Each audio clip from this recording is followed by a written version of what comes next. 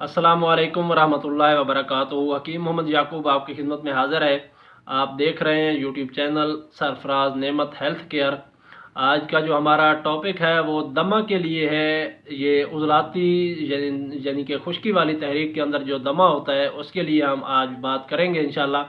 ये ऐसा दमा होता है कि ये फेफड़ों के ऊपर जो बलगम होती है वो जम जाती है, लेस सी बन के जम जाती है। जब आप खांस खांस के काफ़ी देर खांसने के बाद आपका जो अखराज होता है वो तार की शक्ल में होता है, सफ़ेद सी या तो झाग निकलती है या फिर तारें सी बनी हुई वो निकलती हैं। तो ऐसी सूरत में जब रात को इंसान सोता है, मर्द हो, ख़वातीन हों, बच्चे हों, जब सोते हैं या अक्सर ये बूढ़े हजरात के लिए ये वबाल जान बना हुआ होता है, क्योंकि जो बूढ़े बूढ़े हजरात का जो मिजाज है वो उज़लाती आसाबी होता है। अगर उज़लाती आसाबी मिजाज बिगड़ जाए तो उसमें ये सूरत हाल पैदा हो सकती है। तो इसके लिए आप ये ऐसी चीज़ होती है कि रात को जब हम सोते हैं, जैसे इंसान को ये अलामत हो, वो जब सोता है तो उसका सांस का जो तकलीफ़ होती है वो बढ़ जाती है। उसको बार बार खांसी आती है, लेकिन खांसी में से अखराज कुछ नहीं होता। तो ये ऐसे दमा के लिए ये ज़बरदस्त चीज़ है। और उसके अलावा सांस जब लेते हैं तो आवाज़ आती है, खर खर की आवाज़ें आती हैं। बलगम यानी कि सीने के ऊपर जमा हुआ होता है फेफड़ों के अंदर, उसकी आवाज़ें आती हैं, लेकिन वो खारिज नहीं होता, चिपका हुआ महसूस होता है।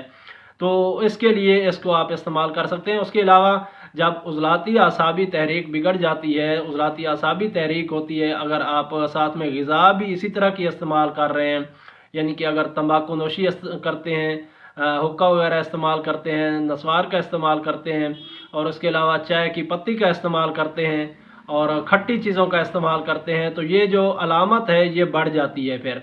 क्योंकि जो बलगम है वो जम जम जाती है फेफड़ों के ऊपर। जो फेफड़ों के सुराख होते हैं वो ऊपर से बंद हो जाते हैं और सांस का जो मसला होता है वो पैदा हो जाया करता है। और ऐसे अक्सर ऐसे लोगों को जब उनको गर्माइश की एक माहौल मिल जाए, यानी कि गर्मी का माहौल मिल जाए थोड़ी देर के लिए, तो उनको रिलीफ मिल जाता है, उनको सुकून आ जाता है। तो ऐसे लोगों ये लोग इस्तेमाल कर सकते हैं। और इसके अलावा ऐसे जो हजरात होते हैं उनको कब्ज़ का मसला ज़्यादा होता है, क्योंकि जब कब्ज़ होती है तो पूरे जिस्म के अंदर जो रतूबात हैं वो जमी हुई होती हैं। आपका जो पखाने का अखराज है वो भी सही नहीं हो रहा होता। और इसके अलावा इस मिजाज के अंदर बवासीर भी हो जाया करती है, बादी बवासीर। तो उसके लिए भी आप इसको इस्तेमाल कर सकते हैं, इंशाल्लाह ये उसके ऊपर भी काम करेगा। और ऐसे हजरात जिनको जैसा कि मैंने आपके सामने फेफड़ों की बात की है, दमे की बात की है, उसके अलावा अक्सर लोग जिनको रिया यानी कि जो री होती है वो बंद के जिस्म के अंदर अगर रुक रही हो, तो वहाँ पे भी आप इसको इस्तेमाल कर सकते हैं। इंशाल्लाह ये उसमें भी बहुत ज़्यादा फ़ायदा देगा। और पेट दर्द महसूस होता है लोगों को, अक्सर खाना खाने के बाद हवा सी भर जाती है, पेट में दर्द महसूस होता है या पेट ढोल सा बन जाता है, हवा जिस्म के अंदर रुक जाती है, तो उसके लिए आप इसको इस्तेमाल करवा सकते हैं। इंशाल्लाह ये ज़बरदस्त चीज़ है। इसके अलावा ख़ारिश यानी कि उज़लाती आसाबी तहरीक में जो ख़ारिश होती है जिस्म के ऊपर, खुजाने से ऐसे लज़्ज़त महसूस होती है, उसके बाद पानी सा निकल आता है, तो उसके लिए भी आप इसको इस्तेमाल कर सकते हैं। आसान सा नुस्खा है और इसको आप बनाएं और इस्तेमाल करें, इंशाल्लाह आपको काफ़ी ज़्यादा फ़ायदा देगा। अब चलते हैं नुस्खे की तरफ कि नुस्खा क्या है। दो चीज़ों का मुरक्कब है। आपने नमक लेना है जो हम घर में इस्तेमाल करते हैं, एक चम्मच आपने नमक का लेना है, और एक दाना आपने जमाल गोटा मगज़ जमाल गोटा लेना है, और उसका एक दाना लेना है, यानी कि जमाल गोटा आप लेंगे पंसार से 2-3 दाने ले लें।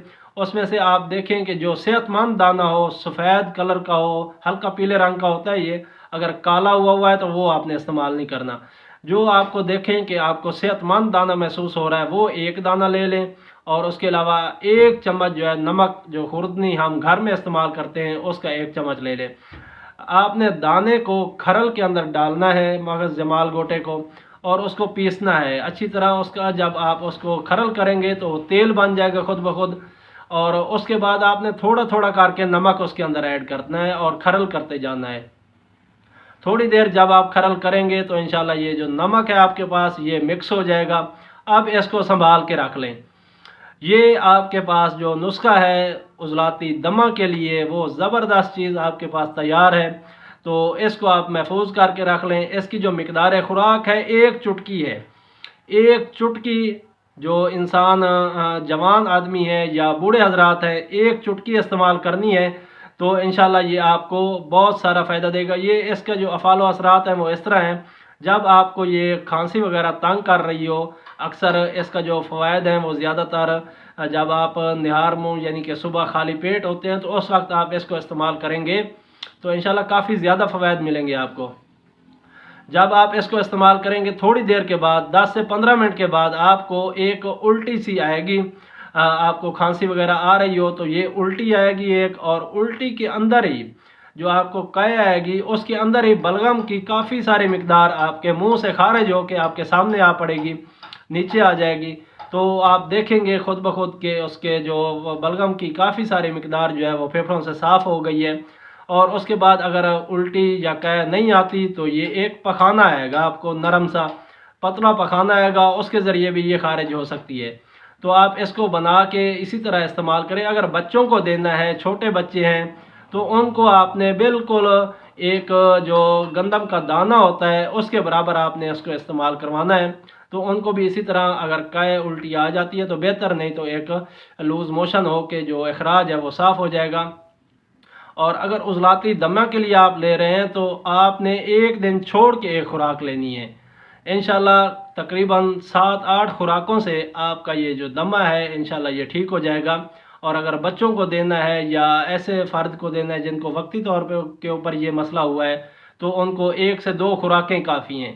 1 दिन छोड़ के एक खुराक दे दें, फिर अगले दिन एक खुराक दे दें, बस काफ़ी है ये। तो इंशाल्लाह मैं उम्मीद करता हूँ आपको ये मेरी वीडियो पसंद आई होगी। अगर पसंद आई है तो इसको लाइक और शेयर करें ताकि दूसरे लोग भी फ़ायदा उठाएं। इसका जो मिजाज है, अपना जो नुस्खे का मिजाज है वो गुद्दी उजलाती है। ये उजलाती आसाबी तहरीक के ऊपर इस्तेमाल किया जा सकता है। तो फिर मुलाकात होगी किसी और अच्छी सी वीडियो के साथ, तब तक के लिए इजाज़त दें। अस्सलामु अलैकुम रहमतुल्लाहि व बरकातहू।